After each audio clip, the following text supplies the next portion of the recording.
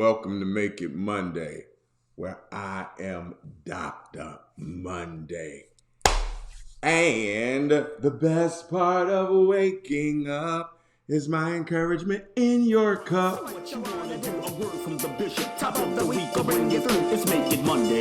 Time to make it do what it do. Encouragement in the cup. So here's to me and here's to you. Rise and shine, back to the grind. So what you wanna do? A word from the bishop. Top of the week, I'll bring you through. It's Make It Monday. Time to make it do what it do. Encouragement in a cup. So here's to me. We have for you today 3 daring dynamics to keep you from being aghast this week. And our theme for the week is you can't be serious right now. You can't be serious right now. Our sub-theme is you got to be kidding me. So you can't be serious right now. You got to be kidding me. And 3 daring dynamics to keep you from being aghast this week. So you know what the word is? Aghast. Aghast. That's the word. Aghast. Adjective. Adjective. Adjective. It means struck with terror or amazement or horror or just being shocked. Struck with terror, amazement, or horror or just being shocked and upset. Another definition. Filled with horror or shock. So I got things happen during the week. All kinds of crazy stuff happens. Therefore, I'm going to tell you how to stay out of the aghast territory. And maybe by the time I finish, I'll feel better, boys and girls. I'll feel better. Anyway, God is never aghast. That's point 1. God is never aghast. Psalms 147:5. It says, "Great is our Lord and abundant in power. His understanding is beyond measure." God understands everything. He knows everything. You can't get him. He's never surprised. He's never shocked. He's never horrified. He doesn't see it all. Before he ever created anything, it was already done in the spirit. God is never aghast. Isaiah 46:10. Declaring the ending from the beginning and from ancient times, things not yet done, saying, "My counsel shall stand and I will accomplish my purpose." So God knows what's going to happen. He knows the ending before he ever starts the thing. And you can't fool him. You can't sneak him. You can't trick him. You can't show up with something that he ain't already seen. And he already decided what was going to happen about it. So you can't aghast God. Psalms 139:1-4. "O Lord, you have searched me and known me. You know when I sit down and when I rise up. You discern my thoughts from afar. You search out my path and my lying down and are acquainted with all my ways. Even before a word is on my tongue, behold, O Lord, you know it altogether." So even before you think a thought, God knows it. Even before you say what you're going to say, God knows it. God cannot be shocked. God cannot be aghast. God cannot be filled with terror, horror, or amazement. He just God. He knows it all. He ain't worried. And that's what he wants for you. Point number 2. God does not want you aghast. I don't know what's going to happen this week. I don't know who's going to get on your nerves this week. I don't know who's going to do something stupid this week. People do stupid things. People do get on your nerves things. People do dumb behind things. But God does not want you aghast. Isaiah 41:13. "For I, the Lord your God, hold your right hand. It is I who say to you, fear not. I am the one who helps you." God said, I'm going to help you. Don't calm down. Let's just all calm down. This is my version. Let's all calm down. I'm with you. Don't be aghast. John 16:33. "I have said these things to you, that in me you may have peace. In this world you will have tribulation. But take heart, I have overcome the world." Again, my version. Let's all calm down. Say it with me. Let's all calm down. God does not want you aghast by your financial situation, by your car breaking down, by whatever. Let's all calm down. You're going to win. You're going to win. All right. 2 Timothy 1:7. For God gave us a spirit not of fear, but of power and of love and of self-control. Again, let's all calm down. You don't have to be aghast. You don't have to be terrified. You don't have to be horrified. You don't have to be shocked. You don't have to be amazed that this could happen to you. Let's all calm down. God's going to work it out. He does not want you emotional, functioning the wrong way. All right. But there are times in the Bible where people were aghast. And I want to share one with you. And so we're going to have story time with the bishop. You ready? Let's go. That's point number 3. Story time with the bishop. It's a beautiful day in the neighborhood. A beautiful day in the neighborhood. I hope you don't mind. I hope you don't mind. So let's make the most of this beautiful day as Bishop tells stories his own special way. And since we're together, you might as well stay and rock with the bishop, you know, holds that sway. I hope you don't mind. I hope you don't mind. Won't you please, please won't you rock with Bishop? All right. So, I was trying to think of a story that I could tell you where people were horrified and shocked and amazed and aghast. You want to hear it? Here it goes. So one day, when Israel was back in its infancy coming out of Egypt, right? There was a time when there was no king. This is before David, this before Saul, no king in Israel. And so because there's no king in Israel, what happens is everybody do their own thing. We got our own thing. So everybody do their own thing. And there was this guy who was a Levite. They special group. They take care of the house of the Lord. And he lived in the region of Ephraim. If you from North Philly, let's say Manhattan. If you from New York, let's say Manhattan. If you from Philadelphia, let's say Chestnut Hill or the Northeast. If you from Delaware, let's say Middletown. If you from, I don't know where you're from. Let's just say the nice part of wherever you're from. All right. So but it wasn't really the nice part, right? So it was like the backwoods of the nice part. You know how you have the nice part with all the fancy houses, and then you drive down the street and somehow it's this house that don't belong there. He had that house. The house that don't belong in it was like outside of the development, like the house that down the street, like in the back, where it's a whole lot of land and it's rickety, that house. He was from there. But he had a couple of dollars. So he was in the neighborhood. He had a couple of dollars. And he found this freak joint that he liked. He goes up to her. He said, hey, baby. I'm trying to see you like that. What's your name? And she said, oh, my name is such and such. And he put his thing down, and he said, and she like want to get married. He said, nah, baby, nah, I can't marry you like this, but you could be my common law joint. And she was like, well, you so fine, you got a couple of dollars, you all right. And she was his common law joint, but somewhere, you know, he already think of her a certain way because he won't marry. Shout out to all the women that side pieces and are willing to be thought of a certain way. Just listen to my story, maybe you might change your mind.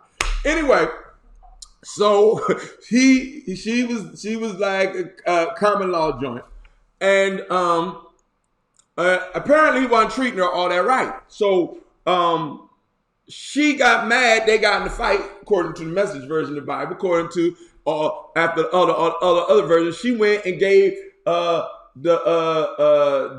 punani up to somebody else. That's what I got this morning. So she gave it up to somebody else, and then she didn't want to come home to him because she knew he was going to be mad. This is in the Bible. So she went back. She was from Bethlehem, and she went back home and stayed with her father.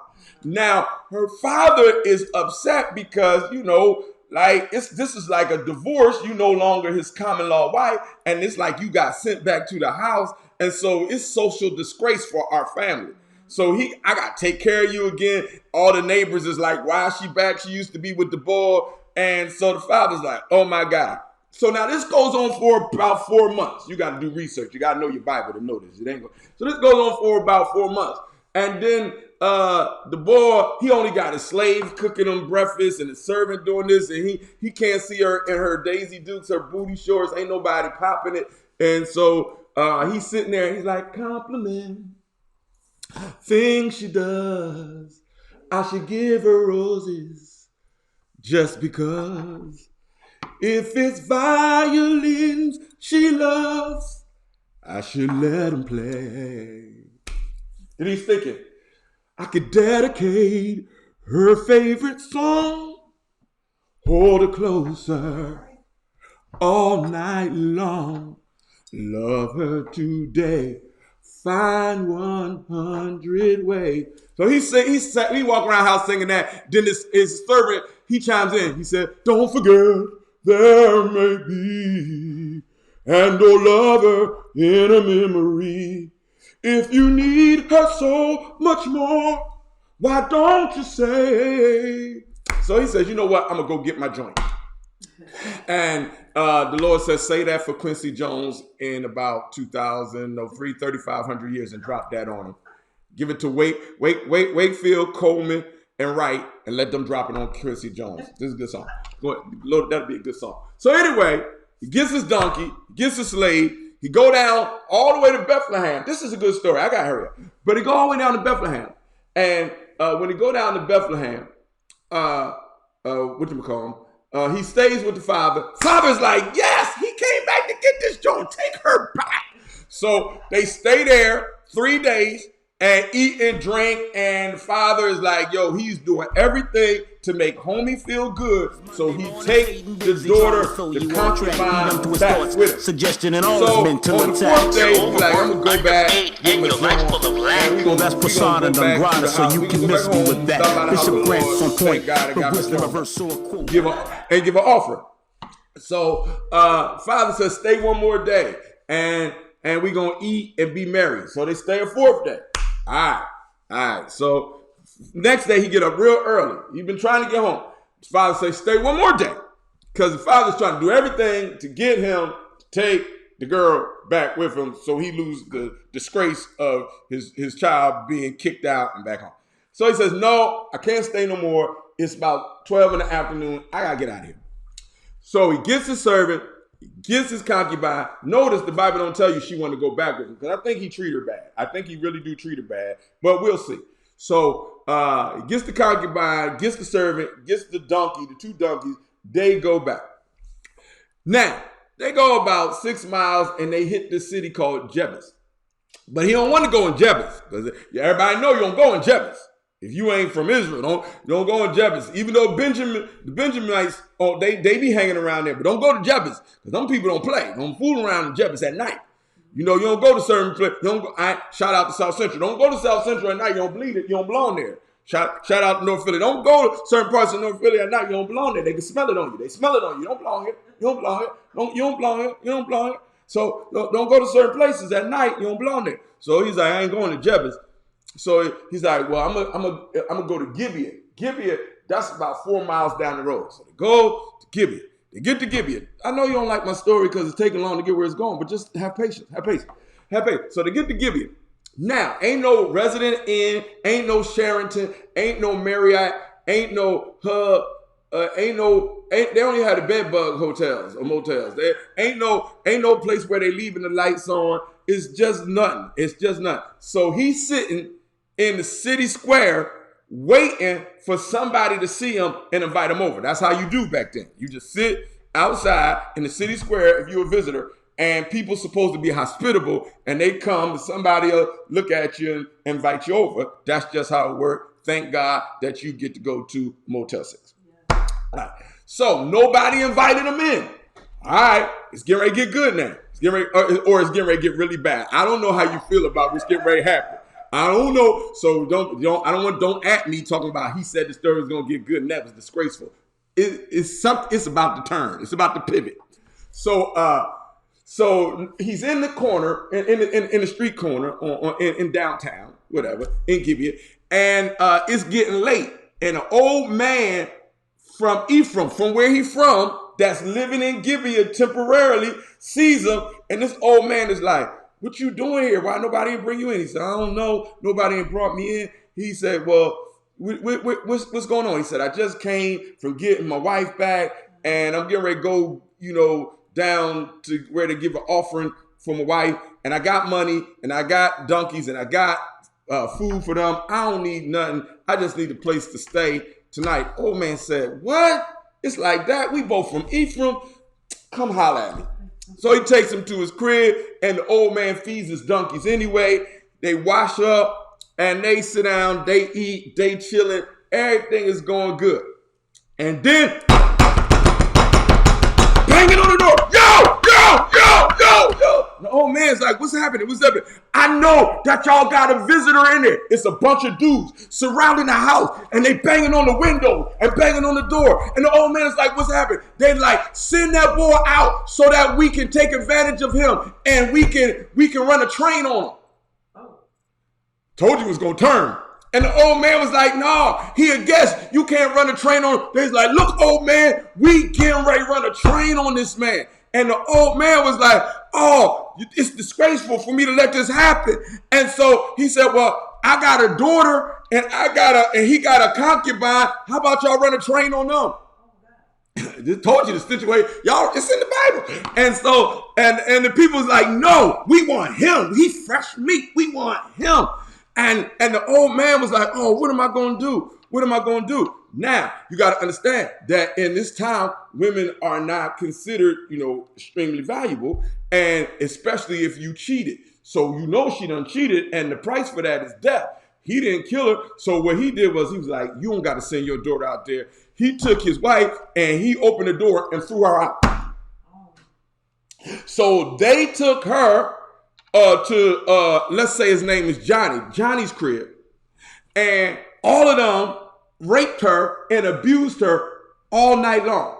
Now, when I say abuse, I'm talking about these people. You got to know the Bible. If you know the Bible, when King Saul, you remember him? He was getting ready to die. What did he say? He told his servant, he said, "Kill me." He said, "Put a sword in me, lest these Philistines," watch this, "come and thrust me and abuse me." He wasn't talking about the regular sword. Oh. He said, "or abuse me." He said, "Kill me before I get raped by these Philistines." Same word used in this story. They abused her all night long. All of them. Every last one of them. Until she could barely make. I don't know how that's a lot of rape to get raped to death. So many people raped her that when they finally let her go in the morning, she was able to make it to the door of the old man's house, and then she died. When the man came out in the morning to go pay his offering for getting his wife back, he saw her laying on the floor, and he said, "Get up." She ain't get up. She was dead. So what he did was put her on the donkey and took her home. Now, this is where it gets even more interesting. After he took her home, he chopped her up into 12 pieces. Limb by limb, chopped her up like he was cutting onions. And then he sent one piece of her body to each of the 12 tribes in Israel. Now, when the 12 tribe leaders get a piece of her body, guess what they are? Aghast. See, I told you I was going to get to the word. They are shocked. They got a letter and a piece of this girl's body, and so they call a meeting. They call a meeting and say, "What we going to do?"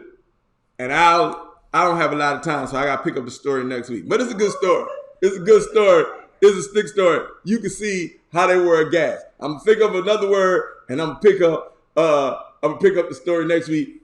It's a wonderful day in the neighborhood. So I don't want you to be aghast. And I'm going to do something that is not as quite as serious as cutting up a chick's body and sending her to the 12 governors or 12 whatever. I think that is horrible. I think it's crazy. I think that was insane. But he had a point that he wanted compensation for his concubine, and they were all aghast. And that's a story in the Bible, and it gets even more interesting than that. Because God is on one person's side, but he acting like he on the other person's side. This story that gets totally crazy in a few minutes. So, if you didn't think it was already crazy. All right. Anyway, I don't want you to be aghast at the prices that I'm getting ready to give you for these things. So, I'll start off with my regular prices. These cups are $12 and $10. See, you don't have to be aghast because you know how much these cups are. You need to buy these cups. I am aghast if you have not brought these cups. But the Lord does not want me to be aghast, so buy the cups. Okay. All right. What else I got? I got this hat. This hat is $7. Oh, no, it's $8. No, it's $7.99. $7.99. This hat is $7.99, and I'm aghast that it's so cheap. But I don't want to be aghast. So since I don't want to be aghast it's so cheap, this hat is $20. This hat is $20, and it makes up for the price of this hat being $8, and you need them both. So if you give me $27.99, and I'll give you a discount. If you give me $27 even, if you give me $27.50, I will give you both of these hats and a blessing and some Miracle Spring Water.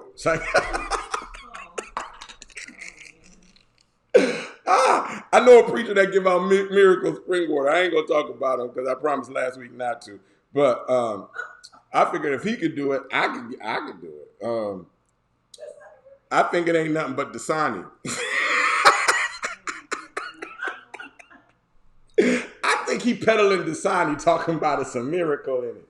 But anyway, if you know what I'm talking about, shout out to him. Anyway, I don't know. This hat is $12. You're going to need it. It's starting to get cold. I came outside yesterday morning, a little nippy. It's starting to get cold. You're going to need this hat for $12.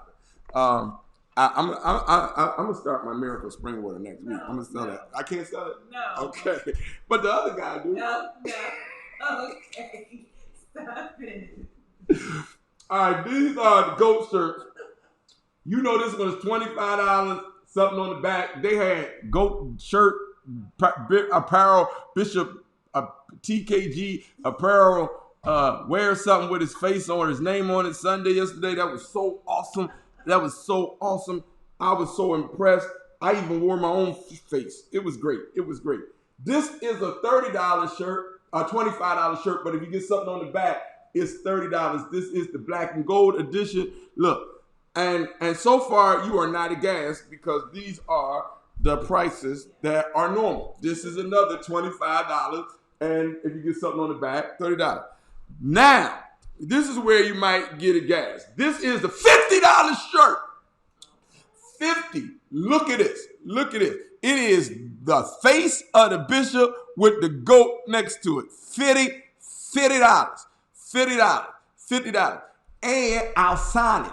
I'll sign it with a clothing marker finish. I'll put my signature on it. You get all of that with me signing it and putting a special message to you on the back for $50. I'll write something on the back with a pen, and hopefully it'll be a message to you. You just tell me your name and tell me what you want me to write. And if it's not crazy, I'll write it to you, and you'll get this for $50. Like, I'll say stuff like, Internet famous will get me to write, "You're my favorite." She give me $50. I'll write that on the back. Who cares if it's true or not? She paid $50. All right. Then we got another one. $50. I don't know. They made me like blackface or something. I'm not sure what's happening here. But it's still $50. It's $50. So don't be aghast. This is $50. And if you want me to finish telling the story next week, let me know. I gotta go. It's been wonderful. I hope that the best part of waking up was my encouragement in your cup. Don't be aghast. And don't take no wooden nickels. You're flawsome. And finally, as I leave, it's a beautiful day in the neighborhood. A beautiful day in the neighborhood. I hope you don't mind. I hope you don't mind. So let's continue to make the most of this wonderful day and enjoy Bishop telling stories in his own special way. I hope you don't mind. I hope you don't mind. Won't you please, please won't you ride with Bishop? Later. Go. Good morning, ma'am. Good morning, sir. Your weekend must have been a blur, but now it's time to feed your mind. Here's a recipe of mine. A dash of wisdom, pinch of knowledge, add some faith, now serve it up. Now drink it down, cause that's encouragement inside your cup. Now grab a pen and grab some paper. What he's about to